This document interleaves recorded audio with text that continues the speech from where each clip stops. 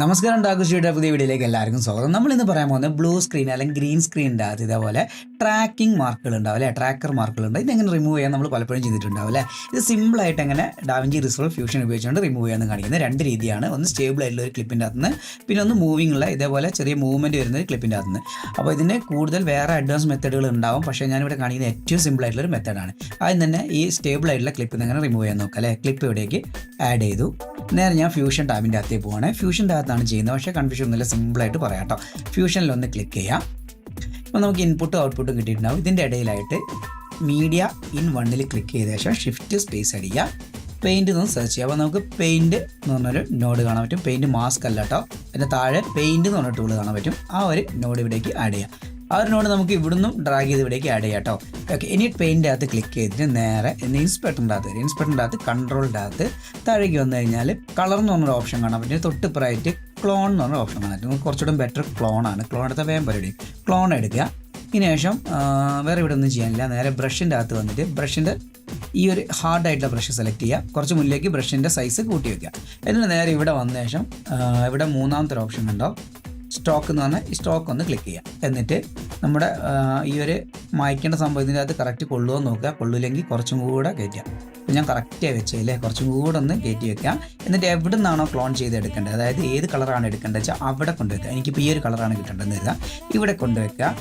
Alt button മാക്കിലാകുമ്പോൾ option button press ചെയ്ത് പിടിക്കുക. അവിടെ ഒരു ക്ലിക്ക് ചെയ്യാം. അപ്പോൾ നമുക്ക് റെഡ് കളറിലുള്ള മാർക്ക് ആയി മാറും അല്ലേ. ആ ഗ്രീൻ കളറിൽ ആൾട്ട് ബട്ടൺ അല്ലെങ്കിൽ ഓപ്ഷൻ ബട്ടൺ റിമൂവ് ചെയ്ത് ഒഴിവാക്കുക. എന്നിട്ട് ജസ്റ്റ് മൗസ് കൊണ്ട് ഇവിടെ ഒന്ന് ക്ലിക്ക് ചെയ്ത് കൊടുക്കുക. അപ്പോൾ ഈ ഒരു ഏരിയ ഇങ്ങോട്ട് ക്ലോൺ ആയി. ഇനി ഇവിടെയാണെങ്കിലോ ആ ഇൻഡു ബട്ടണിലുള്ള ഏരിയ ഇങ്ങോട്ടേക്ക് ക്ലോൺ ആവും. കണ്ടോ.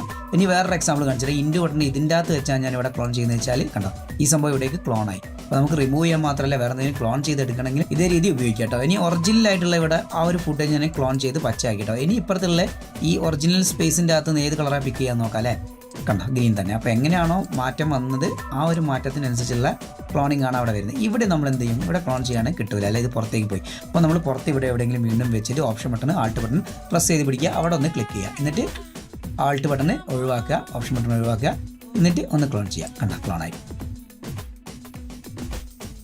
ഇങ്ങനെ നമുക്ക് മൊത്തം ക്ലോൺ ചെയ്തെടുക്കാം. ഇപ്പോൾ 0 ഫ്രെയിമിലാണ്. ഇതിന് ട്രാക്ക് ചെയ്യണമെന്ന് വെച്ചാൽ ട്രാക്ക് ചെയ്യേണ്ട ആവശ്യമില്ല. പ്ലേ ചെയ്ത് നോക്കുന്ന സമയത്ത് മൊത്തം ആ ഏരിയ മൊത്തം ക്ലോൺ ആയിട്ടുണ്ട്. കണ്ടോ, സിമ്പിൾ അല്ലേ. ഇനി അടുത്തൊരു വീഡിയോ നമുക്ക് ചെയ്ത് നോക്കാം അല്ലേ. അതിനുവേണ്ടി ടൈം ലൈനിലേക്ക് ഈ ഒരു വീഡിയോനെ ഡ്രാഗ് ആൻഡ് ഡ്രോപ്പ് ചെയ്തു. നേരെ ഫ്യൂഷൻ്റെ അകത്ത് വീണ്ടും ഇവിടെ ഷിഫ്റ്റ് സ്പേസ് അടിക്കുക, പെയിൻറ്റ് നോഡിനെ ആഡ് ചെയ്യുക. എന്നിട്ട് ഇതേപോലെ നേരത്തെ ചെയ്ത പോലെ തന്നെ ഇവിടുന്ന് ക്ലോണിങ്ങിനെ പിക്ക് ചെയ്യുക. എന്നിട്ട് ഇവിടെ വന്ന് ഈ ഒരു ബ്രഷ് സെലക്ട് ചെയ്ത ശേഷം ബ്രഷിൻ്റെ സൈസ് ഇത്തിരി ഹാർഡാക്കിയ ശേഷം ബ്രഷിൻ്റെ സൈസ് ഇത്തിരി കയറ്റി വെക്കുക. എന്നിട്ട് വേണ്ട ഭാഗം ക്ലിക്ക് ചെയ്യുക. എന്നിട്ട് അതേപോലെ തന്നെ ക്ലോൺ ചെയ്ത് നോക്കാം. ഓൾമോസ്റ്റ് ഒരേപോലെ കിട്ടിയാൽ മതി. ഇപ്പോൾ കണ്ടോ, ഇത്രയും ഭാഗം ക്ലോൺ ആയി. ഇനി നമുക്കൊന്ന് പ്ലേ ചെയ്ത് നോക്കാം അല്ലേ. ഇനി നമുക്ക് ഈ ഒരു ഭാഗം വേണമെങ്കിൽ റിമൂവ് ചെയ്തെടുക്കാം കേട്ടോ. ഇതിൽ അതിന് എന്താ ചെയ്യാമെന്ന് അറിയാം. ആദ്യം തന്നെ ഗ്രീൻ സ്ക്രീൻ ഒന്ന് റിമൂവ് ചെയ്യണം, അല്ലെങ്കിൽ ഈ ഒരു ബ്ലൂ സ്ക്രീൻ എങ്ങനെ റിമൂവ് ചെയ്യണം. പെയിൻറ്റിൽ ക്ലിക്ക് ചെയ്യുക, ഷിഫ്റ്റ് സ്പേസ് അടിക്കുക. അവിടേക്ക് 3D കിയർ എന്ന് പറഞ്ഞ കിയർ ഉണ്ട്, അതിനെ ആഡ് ചെയ്യുക. ഇവിടെ ഇപ്പോൾ നമുക്ക് ഇതേപോലെ സെലക്ട് ചെയ്ത് കൊടുക്കാം വേണ്ടാത്ത ഭാഗങ്ങൾ. കണ്ടോ, മൊത്തം റിമൂവ് ആയി. ഇനി ഇവിടെ ഡെസ്പിൽ കൊടുക്കുക. ഇനി ഇത്രയും കൂടെ ഒക്കെ കട്ട് ചെയ്തെടുക്കണമെങ്കിൽ ഈ പ്ലസ് ബട്ടൺ അടിക്കുക, ഒന്ന് സൂം ചെയ്ത് പിടിക്കുക. ഇങ്ങനെ റിമൂവ് ചെയ്യാം കേട്ടോ. ഓക്കെ, ഇനി നമുക്ക് ഈ ഒരു ഏരിയ മായ്ക്കണം എന്നുണ്ടെങ്കിൽ എന്ത് ചെയ്താൽ മതിയോ, നേരത്തെ പെയിൻ്റ് അകത്ത് തന്നെ ഒന്ന് ക്ലിക്ക് ചെയ്യുക. എന്നിട്ട് ഈ ഏരിയയിൽ എവിടെയെങ്കിലും ക്ലിക്ക് ചെയ്ത ശേഷം ഇതാ ഇങ്ങനെ മായ്ച്ച് കളഞ്ഞാൽ മതി. കണ്ടോ, അവിടേക്ക് ഓട്ടോമാറ്റിക്കലി നമ്മുടെ കണ്ടോ ഇതേപോലെ നമുക്ക് ഇവിടെ മൊത്തത്തിൽ മായ്ച്ചെടുക്കാൻ പറ്റും കേട്ടോ. കണ്ടോ, ഇതേപോലെ നമുക്ക് ബാക്ക്ഗ്രൗണ്ടിൽ എന്തെങ്കിലും ഉണ്ടെങ്കിലൊക്കെ ഇതേപോലെ മായ്ച്ചെടുക്കാനും പറ്റും കേട്ടോ. ഈ ഒരു ടൂൾ കൊണ്ട് ഇങ്ങനെ ഒരു യൂസ് ഉണ്ട്.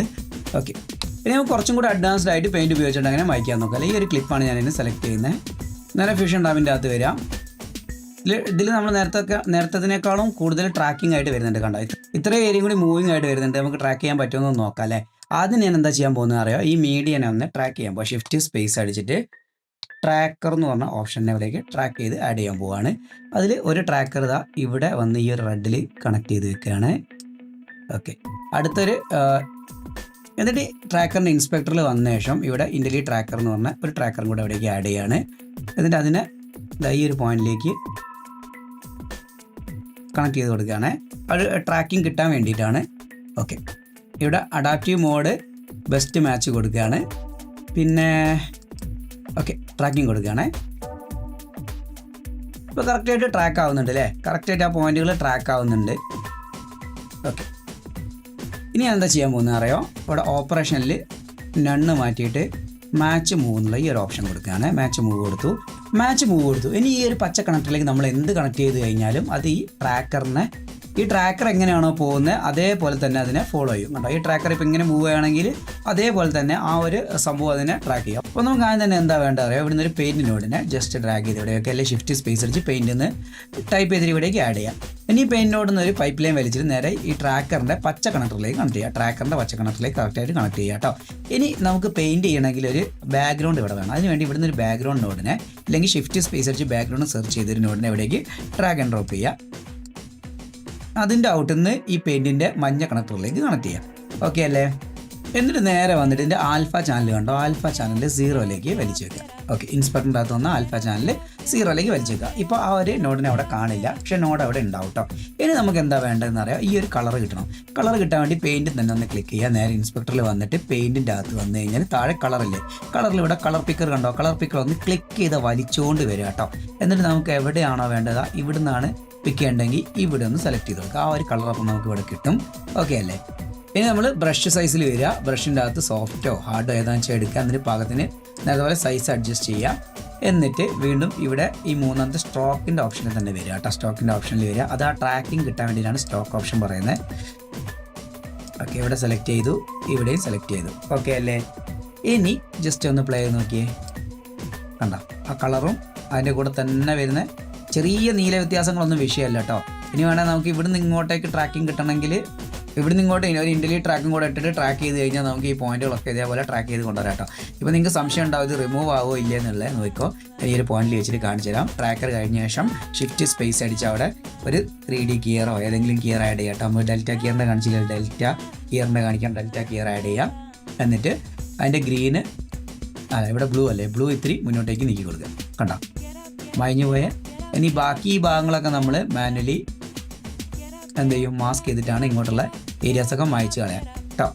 പിന്നെ ഇതിൽ വലിയ ക്വാളിറ്റി കാണാത്ത ഇത് ഞാൻ റെക്കോർഡ് ചെയ്തെടുത്തൊരു ക്ലിപ്പ് ആയതുകൊണ്ടാണ് കേട്ടോ. ഗ്രീൻ്റെ അകത്തൊക്കെ ഇവിടെയൊക്കെ മായഞ്ഞൊക്കെ പോകുന്നത് അതൊക്കെ നിങ്ങൾക്ക് കറക്റ്റായിട്ട് മാറ്റിയെടുക്കാവുന്നുള്ളൂ. സിമ്പിളായിട്ട് നല്ല ഫുട്ടേജുകളാണെങ്കിൽ നല്ല അടിപൊളിയായിട്ട് ഗ്രീൻ സ്ക്രീൻ റിമൂവ് ആവും.